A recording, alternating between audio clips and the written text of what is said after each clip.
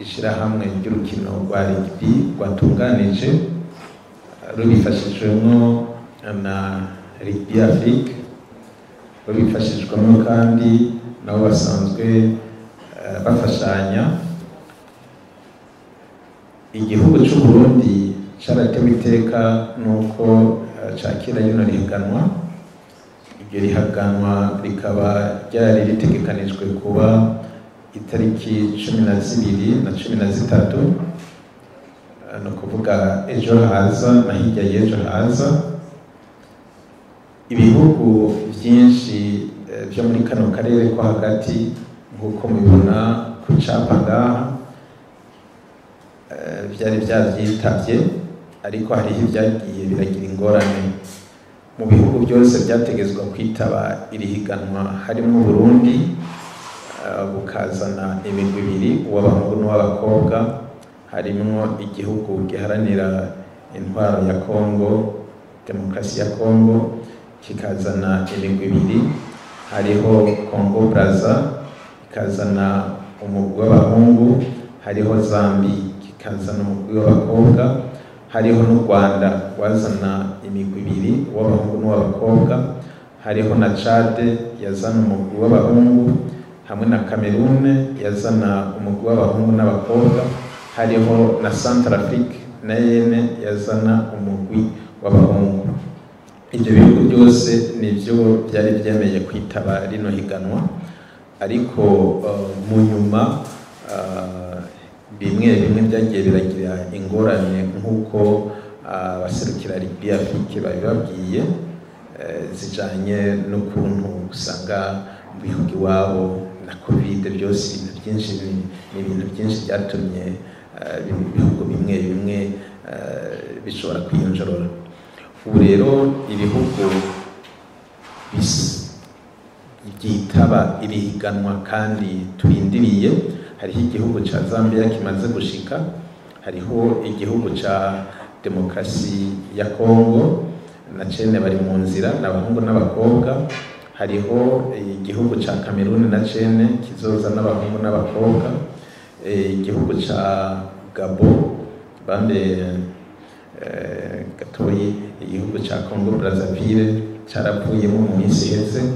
Igihugu tutari bwamenye amakuru neza ni Chad, ariko na cene uravye aho igihe kigeze bitaratomoka, twizera neza ko ico gihugu gishobora kuza. N'ivyo bihugu rero byiteze kwitaba rino higanwa, ariko murumva ko hari n'ibikiri mu nzira bitarashika. Twizere ko Imana ibibafasha kugira bashobore gushika, hama ihiganwa rishobore kubandanya nk'uko byari bitegekanijwe. Muri uno mwanya ntidushobora gutanga porogaramu kuko mu bibazo nk'ibi birasaba ko abantu bavugana bivanye n'amategeko ategetswe kugenga urukino, ategetswe kugenga iryo higanwa. Iyo habayemwo ibintu nk'ibyo birasaba ko abantu babanza kuvugana imbere y'uko basohora ingingo. Nico gituma bababwiye ko bagira bavugana, barabe ko ejo hari bishobora gukorwa, hari itonwa novuga imigwi ishobora gukina, iyindi ikazokina kwa Mungu.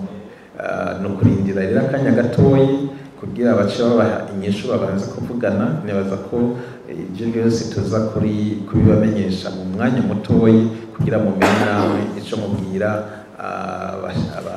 abateze amatwi amaradiyo n'amateleviziyo atandukanye, hamwe n'abarundi bose biteze kumva ibijanye n'itunganwa ry'iri higanwa ryari riri mu Burundi. Hanyuma nk'uko mubibona ku capa, hariho abagiye badufasha mu mugongo. Twabona bashimira cyane ku bitanze. Hariho n'umugwi ujejwe gutunganya iryo higanwa ngaha mu Burundi, nawe turagushimira cyane. Turakanashimira cyane na Rugby Afrique na yene yadutoye mu bindi bihugu, kandi ibandanya idufata mu mugongo hamwe n'abandi bose ngaho mu gihugu harimwo za Comité National Olympique nk'uko mubibona ngaho capa, hariho n'abandi bose bariko baritanga kugira ibihiganwa bishobore kugenda neza. Gusa murumva ko akagorane kahabaye nuko imigwi itashoboye gushika ku gihe kandi itashoboye no kuba novuga yabihagaritse ku munota wa nyuma kandi tumaze gushiramo ingufu nyinshi, ariko ivyo nibaza ko ataco byica, ariko nibaza ko inyishu iza gutorwa mu mwanya ku buryo ibituma mushobora kugira ico mutangaje kimeze neza. Nimba ejo hariho imigwi imwe ishobora gukina muyimaze kubiri ngaha canke muyizoba yashitse ugasanga bongereje bugije inyuma kuri programa yaho yategezwa gutangurira, ivyo navyo muca mubimenyeshwa mu kanya. Nibaza ko bababwiye ko ingorane zatumye bataza ni nyinshi cyane, izo ntizo twozigarukako kuko igihugu kimwe kimwe cyose caragize ingorane cisangije, ari naco gituma ubona turi muri ibi bintu, ariko twizere ko ingingo zose zifatwa ari zituma abarundi n'abarundikazi bashobora kuzobona ibirori biteye igomwe by'urukino rwa rugby uko imigwi yose izoba ingana, uko bizoba bimeze kose, kandi natwebwe